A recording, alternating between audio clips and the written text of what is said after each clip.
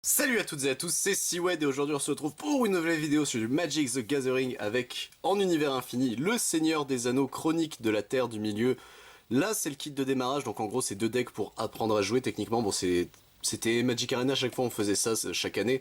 Là cette fois-ci c'est avec le Seigneur des Anneaux, donc écoutez pourquoi pas. Il reste également donc la display à ouvrir, j'espère pouvoir me choper un bundle après, mais écoutez perdons pas plus de temps, hop les informations légales. Le reste de ce côté là on a la couleur techniquement des decks, donc on a un hop noir-rouge contre un vert-blanc, ok, pourquoi pas, et derrière on a les informations les plus importantes, donc bienvenue dans la communauté. Vivez l'histoire épique du Seigneur des Anneaux comme vous ne l'avez jamais vu. Équipez-vous pour votre première partie avec deux decks sur le thème des Seigneurs des Anneaux, contenant chacun 4 cartes rares et une carte mythique en premium, c'est cool. Et des codes pour vous et un ami vous permettant de les obtenir dans Magic the Gathering Arena. Le didacticiel interactif en ligne vous fera découvrir les bases, après quoi les forces de la Terre du Milieu seront prêtes à combattre sur vos ordres. Bah écoutez, c'est plutôt sympa. Donc on a deux decks de 60 cartes prêts à jouer, un petit guide de jeu de Magic, donc je suppose c'est le guide vraiment de base, les codes pour les débloquer sur Magic Arena, et deux boîtes de decks en petits cartons. Donc écoutez, ça c'est le plus osef techniquement, mais je vais essayer d'en monter une, comme à chaque fois on fait avec les kits de démarrage, mais on verra bien. Hop, tac. Donc on a, oups là, on en a un qui s'est barré de l'autre côté, ça, on va pouvoir le glisser là. Alors, on a, messieurs, dames, les petites boîtes ici, on en a deux, hop, c'est les mêmes techniquement, mais écoutez, pourquoi pas. En vrai, je vais essayer de la construire vite zef, hop, tac, tac, voilà. Bon, ça va, elles sont beaucoup plus simples, hop, que d'habitude, tac, ça c'est bon, hop. Allez, veux-tu bien, Salbait, voilà, hop, tac, et c'est fait. Des petites boîtes de rangement toutes mimi, bon ça peut pas contenir des decks avec des sleeves, ça on va pas se mentir, hop, c'est toujours le problème, ils auraient pu faire un peu plus gros. Mais écoutez, en tout cas c'est mignon, c'est avec le le Seigneur des Anneaux comme ça, le merde c'est Sam. Non, j'arrive pas à reconnaître techniquement, c'est un Hobbit ça c'est sûr, mais lequel? Hop, tac, on est bon, on va pouvoir passer au reste. Donc on a ici bas le petit guide pour nous aider à jouer techniquement, donc je suppose. Ouais, en gros ils expliquent vraiment le truc de base, c'est en papier glacé, ça j'aime bien, j'aime bien. C'est pas trop fin, on voit pas à travers, c'est l'essentiel. Hop, on a les trucs de base, attaquer, bloquer, ça c'est cool. Le nom des créatures, la description des cartes, ok, hop. Comme d'habitude, les encadrés de force, etc. Ils mettent le symbole d'extension plus les techniquement ce que ça représente, ok. Le déroulement d'un tour, et... Non, c'est tout. Ils mettent pas les mots-clés, ah si, peut-être ici. Le glossaire qui font scanner, ah ça c'est bien. Ok, donc ils y ont pensé parce que techniquement les mots-clés de Magic, il y en a tellement qu'au bout d'un moment, tu perds un peu ce que symbolise à peu près chaque chose. Hop, les petits codes, ça je vais mettre ça de côté pour les passer à un pote, tac. Et après les decks en eux-mêmes, donc il y a des jetons en plus, ok, bon, on va se découvrir ça, donc écoutez, hop, le premier deck, le deuxième deck, tac, ça je vais mettre ça de côté pour nous faire un peu de place, voilà. Alors ici on a, tac, le premier deck, ok, hop, avec la carte premium, ok, donc ça, c'est comme ça, et ça, c'est comme ça. Ok, donc on va pouvoir se regarder les cartes tranquillou bilou. Donc on a notre premier deck ici avec Frodo. Voilà, oh les ouvertures faciles. Oui, j'aime ça, j'aime les ouvertures faciles. C'est terrible à chaque fois que je dois galérer avec les autres decks, etc. Mais bon, écoutez, là au moins on est tranquillou bilou, hop. Tac, voilà, ça c'est bon. Et une petite autre ouverture facile, voilà. Tac, ça, c'est fait. Et bah écoutez messieurs dames, hop, on va pas perdre plus de temps, on va passer à la découverte de notre premier deck avec ici un jeton nourriture techniquement, donc c'est le deck blanc et vert. Écoutez, donc le jeton nourriture, ça on a l'habitude. Derrière c'est un jeton trésor, ça c'est cool, hop. Donc on en a deux, et derrière c'est un jeton humain et soldat, ok, pourquoi pas, hop. Techniquement, les phases de tour, etc., ça c'est toujours bien à récupérer. Et du coup, nous avons notre première mythique, Aragorn et Arwen, époux. Donc pour 6 au total, dont un vert et un blanc. Créature légendaire, humain et elfe et noble, donc c'est une rare, enfin c'est une mythique, pardon. Vigilance, à chaque fois qu'Aragorn et Arwen, époux, arrivent sur le champ de bataille ou attaque, mettez un marqueur +1/+1 sur chaque autre créature que vous contrôlez. Vous gagnez un point de vie pour chaque autre créature que vous contrôlez également. C'est ok. C'est cher pour ce que c'est, mais c'est ok techniquement. Une 3-6, ok, hop. Ensuite, nous avons Frodo, héros déterminé ici, donc pour 2 et 1 blanc. Créature légendaire, alflin et guerrier.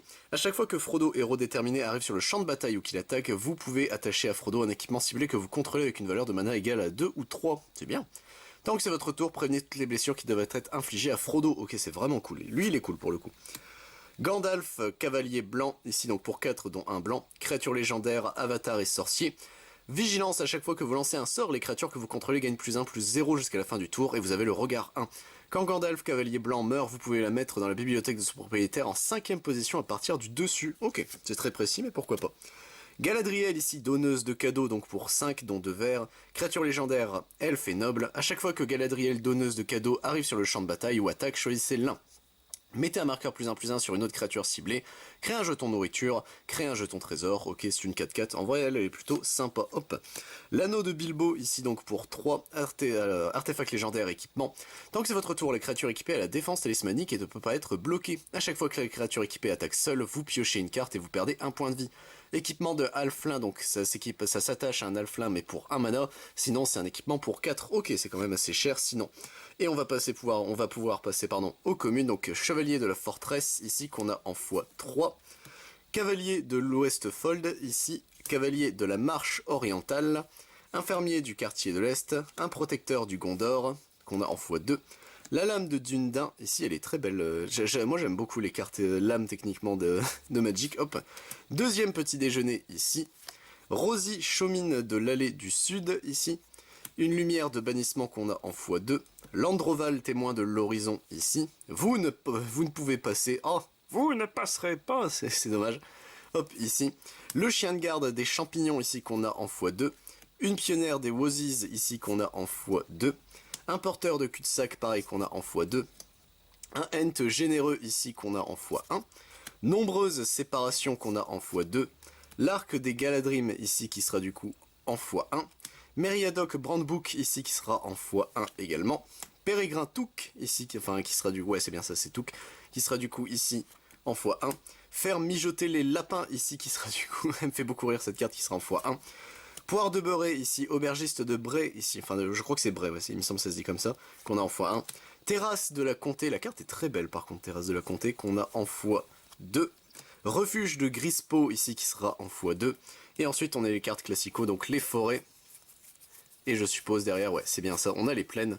Ok, donc on a un premier deck vert-blanc qui est plutôt cool, je trouve, qui joue avec les cavaliers, etc. Enfin, qui joue vraiment en mid-range, techniquement, pour vous faire gagner des points de vie en aggro après. C'est plutôt cool, en vrai, c'est plutôt sympa.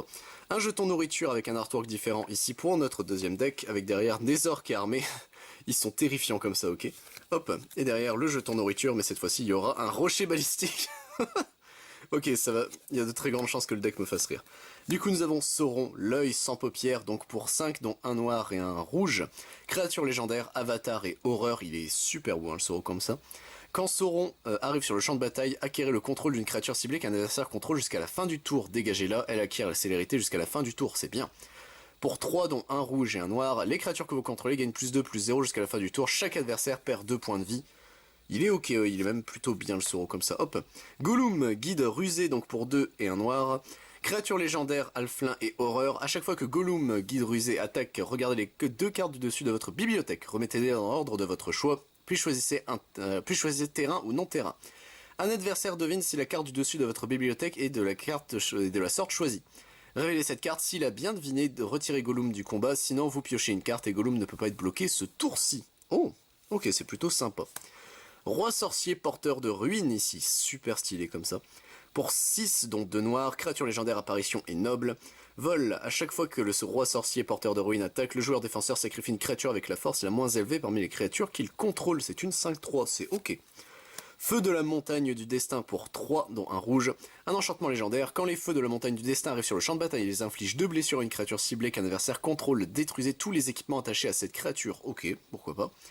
Pour 3, dont un rouge, exilez la carte du dessus de votre bibliothèque. Vous pouvez jouer cette carte ce tour-ci. Quand vous jouez une carte de cette manière, les feux de la montagne vous infligent 2 blessures à chaque joueur. Oh non, c'est bien. En vrai, c'est plutôt cool. Le Balrog, il fait un peu bizarre, mais il est plutôt stylé comme ça. Flamme du Dain. Donc pour 5, dont un noir et un rouge, créature légendaire, avatar et démon. Piétinement, quand une créature légendaire qu'un adversaire contrôle meurt, mettez le Balrog Flamme de Dain au-dessous de la bibliothèque de son propriétaire. Ok. C'est bon, c'est un... Après c'est une 7/7 pour 5, ouais, mais bon, ça fait quand même chier. Assaillant gobelin ici donc pour 2, et on est parti messieurs dames, donc là en x3 je suppose. Ouais, c'est bien ça. Un avant-garde ici oriental qu'on a en x2. Nourrir les saints ici en x2. Crebin je suppose, j'aurais dit Crébin, mais du pays de Dain ici, ok. Trébucher du Mortor, c'est lui qui crée les constructions rochers balistiques, ok, hop. Un Warg ici menaçant, on a en x1. Embuscade d'Arachné en x1. Salfin ici qu'on a en x1 pareil. Gothmog, lieutenant de Morgul ici qui sera en x1. Abominable bête vorace, il est super stylé comme ça. Nuée de la Moria. Écrabouilleur Hologaï qu'on a en x2. Un Oliphant ici, ok. Jeté dans le feu. Feu d'Ortank. Un saute-feu gobelin. Grisnak, instigateur effronté ici, ok. Incursion d'orque qu'on a en x2. Monure, Captain Urukai ici. Ugluk de la main blanche. Pierre de l'esprit. Étendue sauvage en évolution qu'on a en x4, ok, plutôt stylé en vrai. C'est plutôt cool d'avoir cette carte là. Hop, c'est une très bonne carte en popper par exemple. On a ensuite nos marais et nos montagnes pour terminer du coup la présentation de nos decks. Bah écoutez, qu'est-ce que j'en pense du coup de ces petits decks de démarrage? C'est vraiment un kit pour démarrer. C'est plutôt sympa en vrai, ils ont...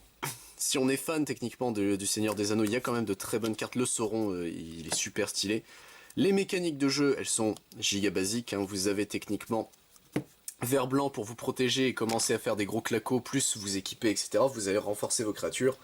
Rouge noir, c'est de la disruption, plus vraiment du sacrifice pour mettre des gros dégâts, burn l'adversaire et mettre des grosses tartines, hein, le piétinement avec le Balrog par exemple. Mais il y a le contre-coup, il me paraît assez vénère quand même pour le Balrog par exemple. Mais non, en vrai, pour débuter, c'est bien. Si vous dites j'ai envie de débuter Magic en prenant un univers que j'aime bien, bon, les deux decks ils sont extrêmement basiques, vous n'allez pas parfait avec ça. Mais en vrai, c'est plutôt sympa, c'est un bon move techniquement de Wizard of the Coast de penser à se faire la display, le bundle, mais aussi hein, le kit de démarrage de cette année de le faire avec Seigneur des Anneaux pour vraiment remotiver un peu les gens à jouer au jeu, etc. Plus, bah c'est bête, mais attirer également du nouveau monde. Surtout que Magic, qui est très fantasy, hein, de toute façon, se marie très bien avec le Seigneur des Anneaux. C'est peut-être une des collabs qui me dérange le moins en termes de multivers, on va dire. Mais non, en vrai, c'est plutôt cool.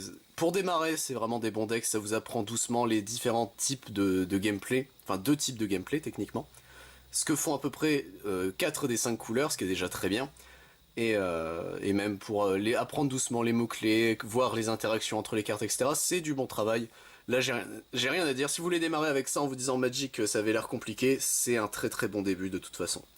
Sur ce, messieurs dames, j'espère vous retrouver pour d'autres vidéos, que ce soit évidemment sur du Magic, mais sachez, si ça vous intéresse, je ne fais pas que ça sur la chaîne, je fais également du Digimon, du Dragon Ball Super, du Final Fantasy, du Lorcana dès qu'il sera disponible, du One Piece, du Pokémon, du Yu-Gi-Oh! Et du Yu-Gi-Oh! Rush Duel, c'était Siwed. A plus tout le monde.